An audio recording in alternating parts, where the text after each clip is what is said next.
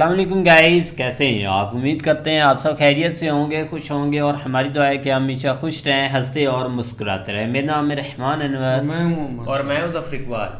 और आज हम जिस वीडियो पर रिएक्ट करने जा रहे हैं, इस वीडियो का टाइटल है शहबाज शरीफ इंडिया से डायलॉग करना चाहते हैं। तो अच्छी बात है, अगर करना चाहते हैं दिल से तो फिर तो ठीक है, बाकी अगर स्टेटमेंट है तो फिर तो ऐसे। बाकी देखते हैं वीडियो, अगर वीडियो पसंद आए तो वीडियो को लाइक, चैनल को सब्सक्राइब ज़रूर कीजिएगा। करते वीडियो स्टार्ट और देखते हैं। कल हमारे प्राइम मिनिस्टर शहबाज शरीफ, जिनकी बहुत जल्द वो छुट्टी होने वाली है, जिस तरह वो पावर में आए वो सबको पता है। इनके भाई जो नवाज शरीफ हैं वो तो फिर भी इंडिया के लिए सॉफ्ट कॉर्नर रखते हैं। शहबाज शरीफ के बारे में यही जाना जाता है कि वो थोड़े, जो हमारे माई बाप हैं, वो थोड़ा उनके ज्यादा करीब हैं, यानी जो वो कहते हैं वो उनके सामने हाँ कर देते हैं। तो कल इस्लामाबाद में एक मिनरल समिट की कॉन्फ्रेंस थी, जहां पे हमारे प्राइम मिनिस्टर साहब शहबाज शरीफ ने कुछ इंडिया के हवाले से बातें की और बड़ी ही बोंगी बोंगी बातें की। तो अफसोस हुआ ये सुन के कि अभी तक हमारी जो डायरेक्शन है वो नहीं बदल रही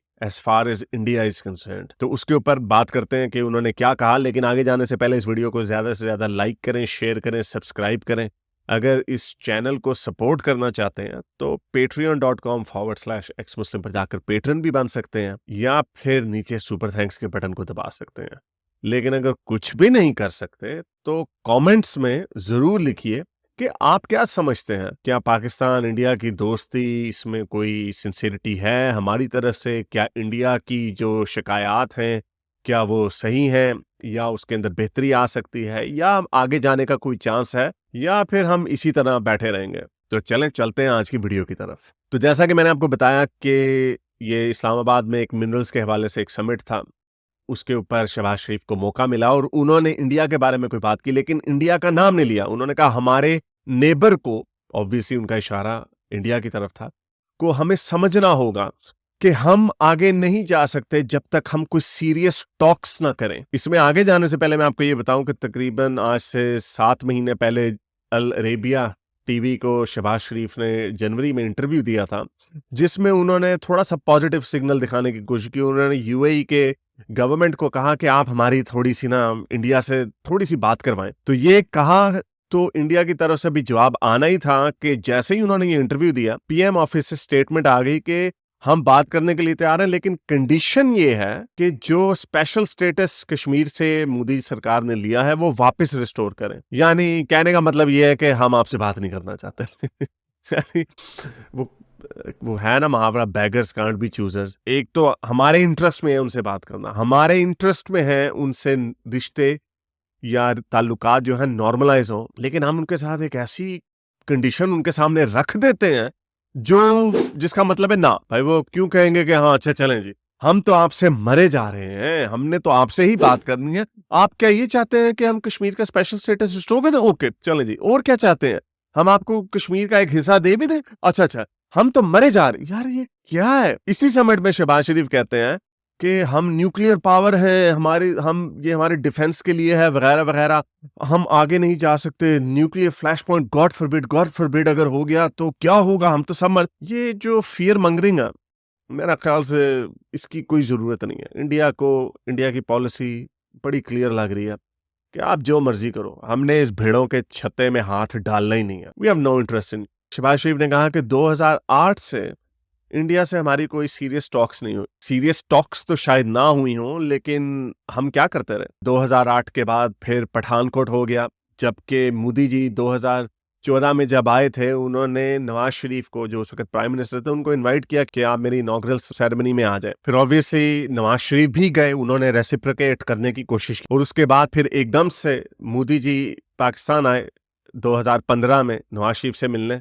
ये भी एक आउट ऑफ द ब्लू उन्होंने एक सरप्राइज किया था, लेकिन उसके बाद हमने क्या किया, उसके बाद हमने पठानकोट कर दिया। कि यही वो वजह है कि नवाज शरीफ को ये जाना जाता है कि वो थोड़ा सा उनका सॉफ्ट कॉर्नर इंडिया की तरफ है, और हमेशा से वो ये चाहते हैं कि ये नॉर्मलाइज हो रिलेशनशिप। 99 कारगिल में भी क्या हुआ, वाजपेयी साहब के साथ उनके अच्छे ताल्लुकात थे, तो पीछे से मुशर्रफ ने कारगिल के ऊपर चढ़ाई कर दी। लेकिन जो हमारे शहबाज शरीफ साहब हैं, ये हमारी जो माई बाप है ना, ये बस वही करते हैं कि जो वो कहते हैं। तो इस तरह की स्पीच का कोई फायदा नहीं था, उसके अंदर लिटरली कुछ नहीं था। और एज यूजुअल इंडिया की तरफ से कोई जवाब नहीं आया और ना ही जवाब आएगा। और मैं तो ये इमेजिन करता हूँ कि उस वक्त बेचारे नवाज शरीफ के ऊपर क्या बीत रही होगी। वो कह रहा होगा यार मैं इतनी कोशिश कर रहा हूँ, ये कोई छोटा मोटा कोई ऐसे भूटान शुटान नहीं है, ये दुनिया की एक लार्जेस्ट डेमोक्रेसी है, दुनिया की दूसरी सबसे बड़ी इकोनॉमी बनने जा रहे हैं। वो बड़े प्राउड है, वो आपके साथ ऐसे कर रहे हैं और हमारे पीछे से कुछ रोग एलिमेंट्स इस तरह की शरारतें कर देते हैं।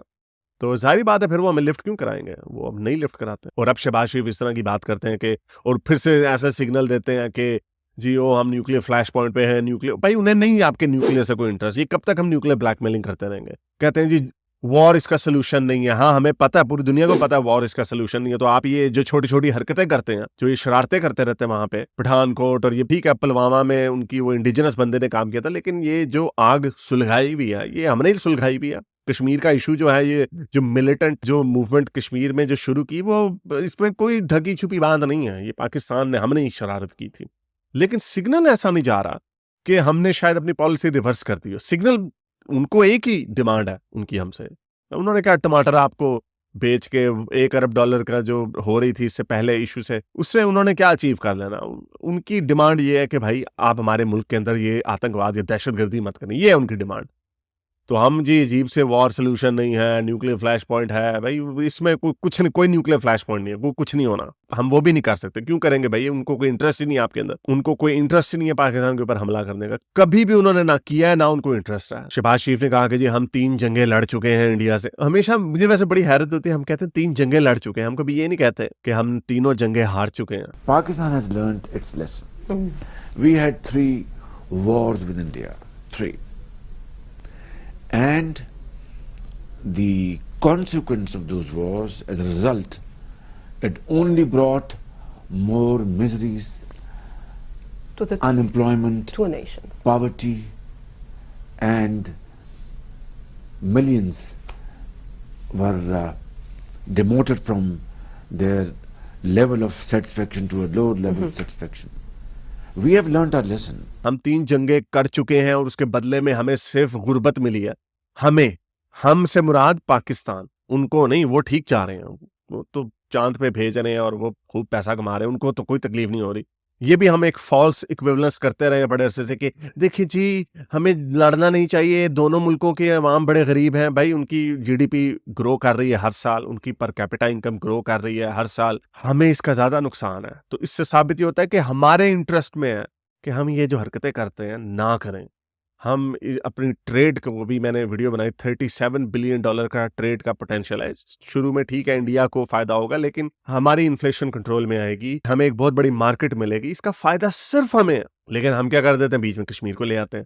और भाई उन्होंने कश्मीर के ऊपर बात भी नहीं कर दी आपसे। हम इस पोजीशन में नहीं है कि हम उनको हर वक्त लेक्चर देते रहेंगे। हाँ भाई, अब जैसे ही मैंने आपको बताया अल अरेबिया को वो इंटरव्यू दे रहे हैं, शहबाज शरीफ ने कह दिया कि हाँ भाई हम इंडिया से बात करना चाहते हैं, लेकिन घंटों के अंदर ऑफिस से स्टेटमेंट आ गई कि नहीं जी कश्मीर का स्टेटस रिवर्स करें। जाहिर बात है ये कहीं और से स्टेटमेंट लिखवाई गई होगी पीएम ऑफिस को। तो यार ये पता नहीं, मुझे तो नहीं समझ आती यार। ये तो आइंस्टाइन ने कहा था ना कि हमाकत इसको कहते हैं कि एक चीज किए जाना, बार बार गलती को किए जाना और एक्सपेक्ट करना कि डिफरेंट रिजल्ट आए। या तो इंडिया होता ना नीचे जा रहा होता, या तो होता ना वो बैंकरप्ट होने वाले हैं, डिफॉल्ट होने वाले हैं, उनकी कोई बहुत बड़ी कोई आग लगी होती, फिर हम कहते चलो ओके उम्मीद पे दुनिया कायम है। हम उम्मीद करते हैं कि हाँ यार चलो शायद इस वक्त उनके ऊपर बुरा वक्त आया हुआ, वो हमारी मैनिपुलेशन में आ जाएंगे। ऐसी कोई बात ही नहीं है। वो तो अमेरिका को लिफ्ट नहीं कराते, अमेरिका उनको कहता है कि यूक्रेन पे भारत साथ दो, कहते चलो भागो इधर से। तो ये वो इंडिया नहीं है, ये वाकई चूंटी और हाथी का मुकाबला। तो इसमें कोई जरूरत नहीं है उनके साथ कन्फ्रंटेशनल स्टांस लेने का, उनके साथ दोस्ती का स्टांस लेना चाहिए। हमें ये साबित करना पड़ेगा कि हमारी पॉलिसी चेंज हो गई है। हमें ये साबित करना होगा कि हमें आपके अंदर, हम कोई आतंकवाद अब नहीं करवाना चाहते, हम कोई पठानकोट या पुलवामा और इस तरह की चीजों में हम बिल्कुल साथ नहीं देना चाहते। हमें ये यकीन दिलाना होगा उन्हें, लेकिन हम कुछ करते ही नहीं है। और वो जाहिर बात है उनको यकीन ही नहीं है। अभी एक वायर का आर्टिकल बड़ा अच्छा मैं पढ़ रहा था, उसमें उन्होंने लिखा हुआ था कि पाकिस्तान स्टक हुआ है अपनी प्रॉब्लम्स में। ऑब्वियसली हम प्रॉब्लम्स के अंदर धंसते चले जा रहे हैं और इंडिया पाकिस्तान के साथ स्टक है। यानी क्योंकि वो वाजपेयी जी ने कहा था ना कि हम नेबर्स को नहीं बदल सकते, यानी जो हमारे साथ है तो वही हमारे साथ होगा, उसको हम बदल नहीं सकते। तो वो अपनी कंडीशन को तो बदल रहे हैं, लेकिन जो उनके साथ एक बीमार इकोनॉमी और एक बीमार मुल्क बैठा हुआ है वो उसको नहीं बदल सकते। तो ये उनकी भी कमजोरी है। थोड़ा सा ट्रंप का कार्ड हमारे पास भी ये है कि भाई आप हमसे जो मर्जी करें, हम आपके साथ चिपके हुए जरूर हैं। हमें कुछ नहीं मिला उनके मुल्कों में इस तरह की हरकतें, पठानकोट, पुलवामा और ये इस तरह की मुंबई अटैक, कुछ नहीं मिला हमें, इतना सा फायदा नहीं हुआ। सिर्फ उसके नतीजे में हमारे साथ बुरा ही हुआ, दुनिया से गाली पड़ी है, FATF, इकोनॉमी, रिस्ट्रिक्शंस, हर चीज में हमारा कोई फायदा नहीं हुआ। तो भाई अपने अब पॉलिसियों पास की छोड़ दो। पता नहीं कौन ट्रेनिंग करके गया इन लोगों की कि वो बार बार वही हरकत किए जा रहे हैं। तो ये आर्टिकल जब छपा तो मैं समझा कि शायद कोई अच्छा ओवरचर आएगा हमारे PM ऑफिस की तरफ से, लेकिन वही घिसी पिटी बातें, इसके अंदर कुछ भी नहीं था। And I can guarantee you कि इंडिया की तरफ से इसका रिस्पांस भी नहीं आना। हम बड़े मजे से इस तरह की कॉस्मेटिक किस्म की बातें कर देते हैं, वो उधर से जवाब भी नहीं आता। वो इमरान खान साहब ने कहा था ना कि मैं फोन कर रहा हूँ पुलवामा के बाद, तो मोदी जी मेरा फोन भी नहीं उठा रहे। और शाह महमूद कुरैशी ने कहा कि हमारी टांगे कांप रही थी उस वक्त कि अभी हमला ना वो कर दें। यानी ये हमारी अंदर से हालत हुई थी। तो ये शरारतें क्यों करते हैं भाई आप? क्या आपको पोकिंग द बेयर, आपको क्या मुसीबत पड़ी है ये काम करने की? इसका क्या फायदा? तो आई मीन अपने ख्यालात का इजहार करें, कमेंट्स में लिखें, बताएं कि आप क्या समझते हैं हमारे शहबाज शरीफ की स्टेटमेंट पे। क्या आप समझते हैं कि एक पॉजिटिव स्टेटमेंट थी? मेरे हिसाब से तो ये ऐसी फजूल किस्म की स्टेटमेंट थी, and it doesn't even matter, क्योंकि अब तो उनकी हुकूमत भी खत्म होने वाली है, केयर टेकर सेटअप आने वाला है, तो it's irrelevant what he says. लेकिन उन्होंने मेरे हिसाब से बड़ी स्टूपिड स्टेटमेंट दी।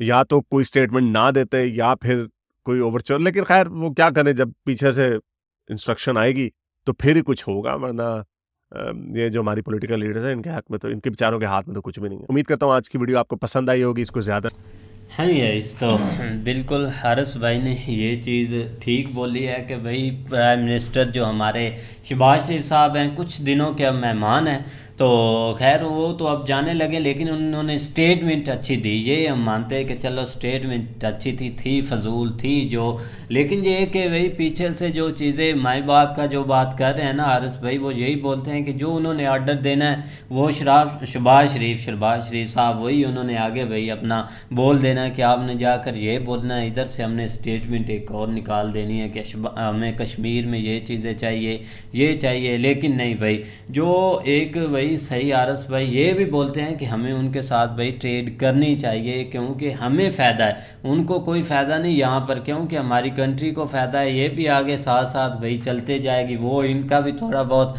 ख्याल रखते जाएंगे। लेकिन ये कि ये भाई अपना इधर से बैठे हुए हैं कि पता नहीं हमारे से इनको कितना फ़ायदा होगा इंडिया को, कि हम यहाँ ही कोई चीज़ें खरीदेंगे भाई, वो पहले सेकंड नंबर पर आने वाले हैं और वो शायद फर्स्ट पर आ जाएं, इसीलिए रोकी है।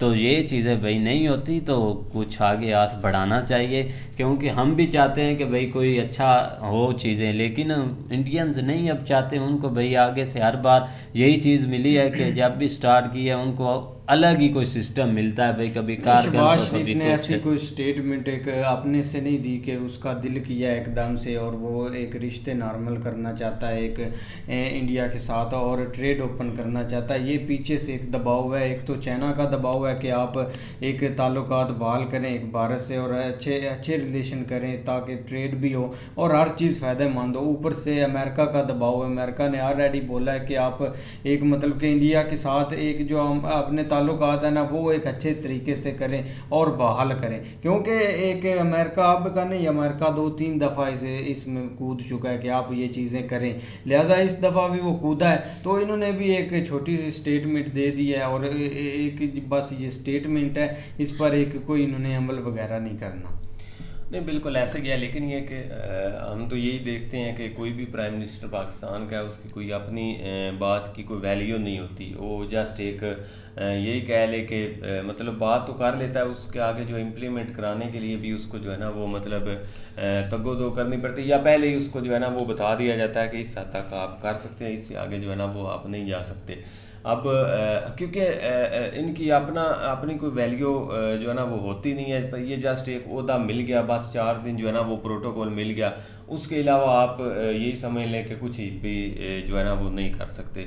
अब यही शहबाज शरीफ साहब तो ये तो बेचारे इस हद तक लेटे हुए, मैं तो कहता हूँ इतना कोई भी नहीं लेटा। ओपनली ये तो सारी चीज़ें जो है ना वो एक्सेप्ट भी कर रहे। कल भी कह रहे थे कि मतलब मुझे लोग ताना भी देते हैं कि आप इस हद तक लेटे हुए, लेकिन कोई नहीं, मुझे कोई नहीं महसूस होता, मतलब मैं सब खा पी जाता हूँ। तो ये चीज़ है इनको मतलब सेल्फ रिस्पेक्ट इन्होंने अपनी ख़त्म की हुई। या बंदा ओहदा ले या उस ओहदे का जो है ना वो मतलब जो है उसका कम अज़ कम जो एक प्रॉपर इस्तेमाल तो करे, लेकिन वो चीज़ तो नज़र नहीं आ रही, क्योंकि ये हर चीज़ का क्रेडिट जो है ना उधर फेंक देते। कल भी कह रहे थे कि अगर जो है ना वो मतलब ना होते तो ये जो वारा को एक मतलब अंडरपास बनाना था वो कभी भी ना बनता।